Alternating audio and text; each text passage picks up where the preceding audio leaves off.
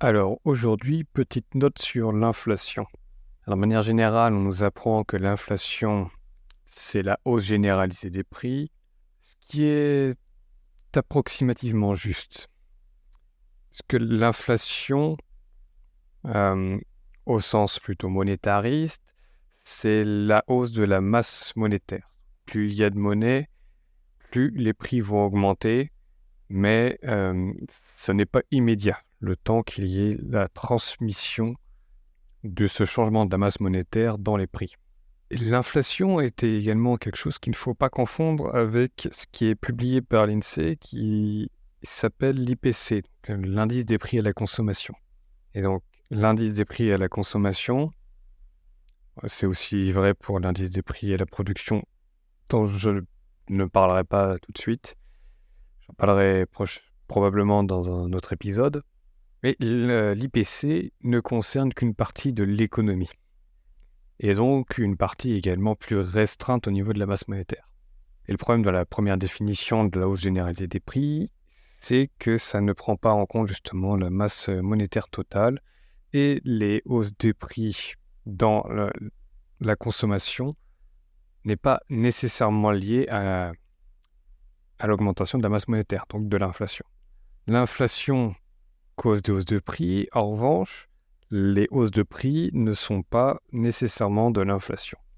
Les hausses de prix peuvent être également causées par des dysfonctionnements économiques. Alors, c'est ce que l'on a pu voir après les confinements.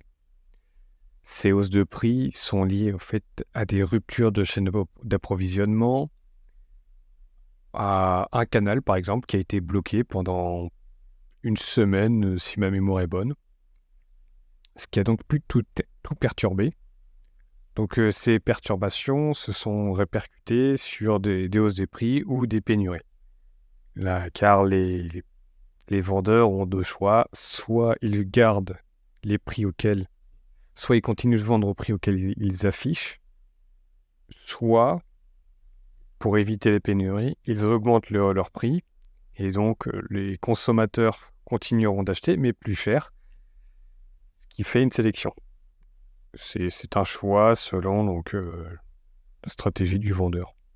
La hausse de prix, en revanche, après 2022, est liée à l'énergie, ce qui est une hausse des prix bien plus grave, qui, elle, vient de la hausse du prix du pétrole parce que l'Union européenne a sanctionné la Russie, s'est coupé volontairement des approvisionnements de pétrole et de gaz russe, plus renchérissement avec l'explosion de Nord Stream 2, fin du gazoduc, ce qui fait que l'approvisionnement énergétique est devenu bien plus rare avec la même demande.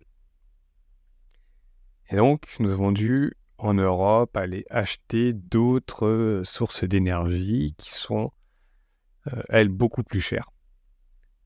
Je pense par exemple au gaz liquéfié américain qui coûte 12 fois plus cher, enfin qui coûtait 12 fois plus cher aux Européens pour l'acheter comparé au gaz russe, si ma mémoire est bonne. Donc les hausses de prix viennent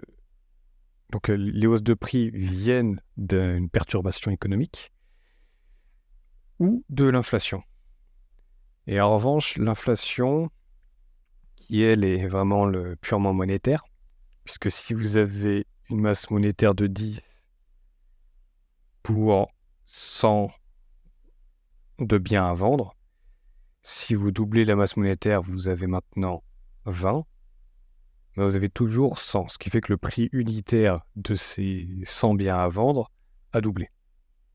Et là, toute la difficulté pour mesurer l'inflation, c'est que comme nous sommes dans une économie qui fonctionne avec une monnaie dette, le crédit est la source de la création monétaire.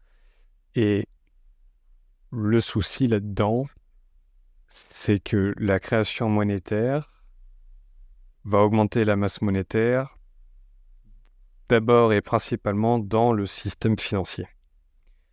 Ce qui fait qu'il va mettre beaucoup de temps à se répercuter vraiment très lentement dans l'économie réelle.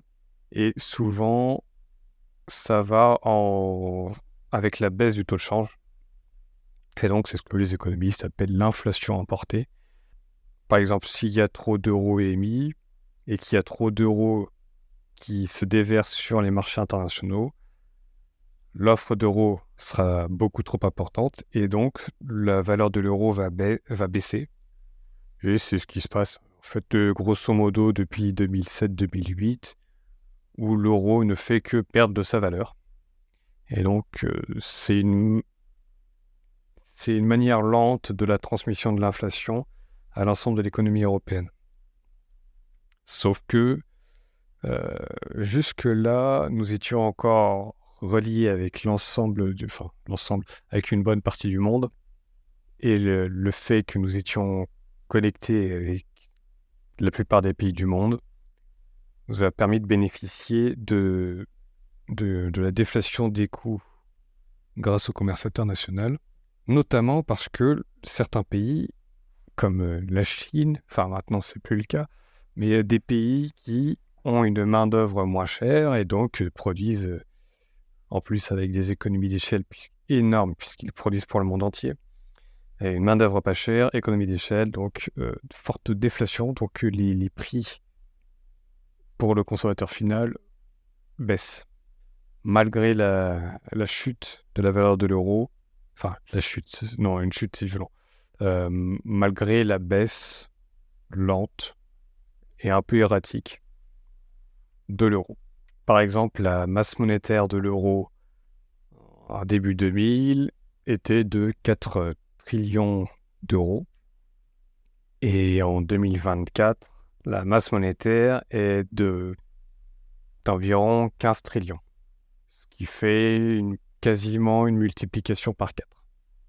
Et dans le même temps, le PIB passe de 6 trillions à 14 trillions. Qui fait, c'est un peu plus... sur la même période, le PIB de la zone euro a un peu plus que doublé.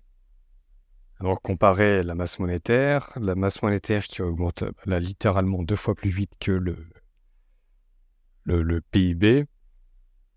Donc, un PIB qui fait un peu plus que doubler comparé à une masse monétaire qui, elle, fait presque x4. Donc, le PIB et la masse monétaire ne se suivent pas autant.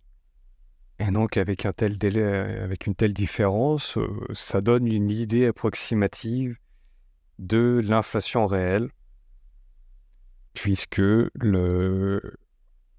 la zone euro a produit plus d'euros, mais a produit beaucoup moins dans le même temps des biens de consommation, on va dire. Enfin, a produit 2 fois moins de richesse que de monnaie. Et donc là est la vraie inflation. Et cependant, toute cette inflation ne se transmet pas directement dans l'économie réelle, ce qui fait que dans les calculs de l'INSEE sur l'indice des prix à la consommation, ça ne se reflète que très peu. Et de toute façon, la BCE cherche à avoir une inflation entre 0 et 2% annuel. Ce qui fait donc ce qui fait qu'une hausse des prix dans la vie de tous les jours pour les Français et les Belges, par exemple, une faible inflation.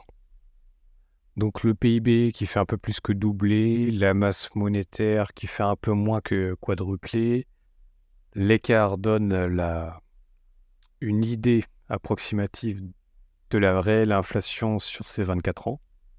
Et cependant, toute cette masse monétaire reste majoritairement en fait dans le système financier et va très lentement se déverser dans l'économie réelle qui, elle, est effectivement calculée par les indices nationaux de statistiques, l'INSEE pour la France par exemple. Et ces organismes statistiques, eux, vont faire un panier moyen et vont faire 2 choses. La première, suivre des paniers de biens à ce qu'ils appellent qualité constante. Et donc, par exemple, l'INSEE, pour calculer son indice des prix à la consommation, donc l'IPC, ce que l'on appelle inflation dans les médias et à l'école aussi.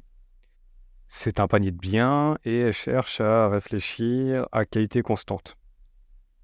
Ce qui est louable, mais peut apporter quelques biais, surtout sur tout ce qui est tout ce qui est bien technologique, où ce n'est pas facile de comparer deux versions, par exemple, de smartphones qui n'ont pas les mêmes caractéristiques et que c'est un peu compliqué.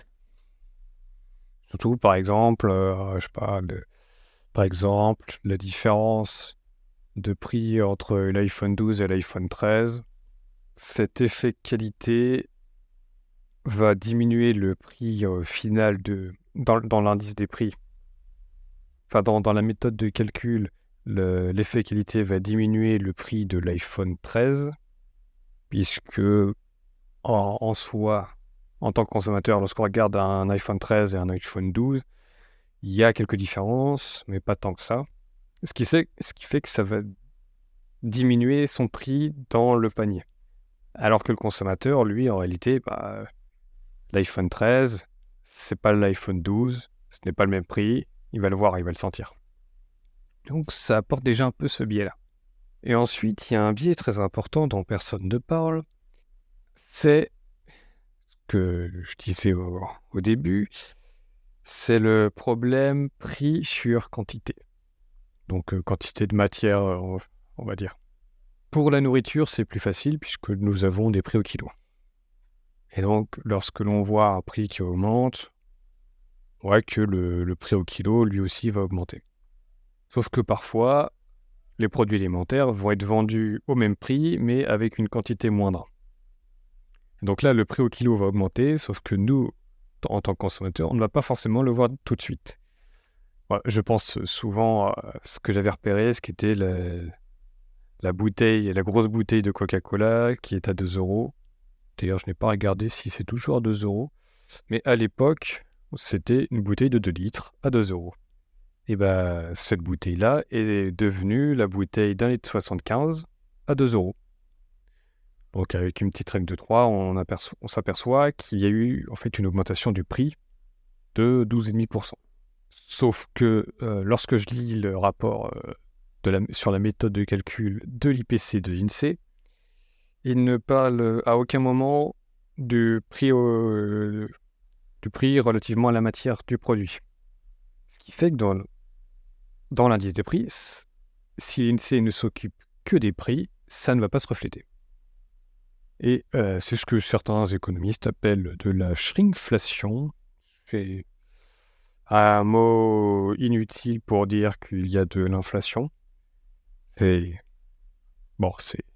s'emmerdent, ils sont derrière un bureau. Il faut qu'ils inventent des choses qui se rendent utiles. Et donc là, cet exemple que j'ai vécu, cette anecdote, c'est vraiment un cas pur d'inflation. Donc, pour récapituler, la hausse des prix ne veut pas forcément dire qu'il y a de l'inflation. De même, lorsqu'il y a de l'inflation, donc une augmentation de la masse monétaire, cela ne va pas tout de suite se traduire par une hausse des prix. La hausse des prix est davantage liée à des effets conjoncturels qui impactent la structure économique, typiquement une rupture de gazoduc ou le blocage d'un canal qui vont perturber des lignes d'approvisionnement ou bien des explosions d'usines, au hasard, d'usines alimentaires, ce qui fait que ça va diminuer l'offre de nourriture avec une demande constante et donc augmenter les prix. Par ailleurs, l'inflation, la vraie, elle, est une augmentation plus rapide de la masse monétaire que la quantité de richesse produite. Et sur ces belles paroles, je vais vous laisser. Donc portez-vous bien et à la prochaine.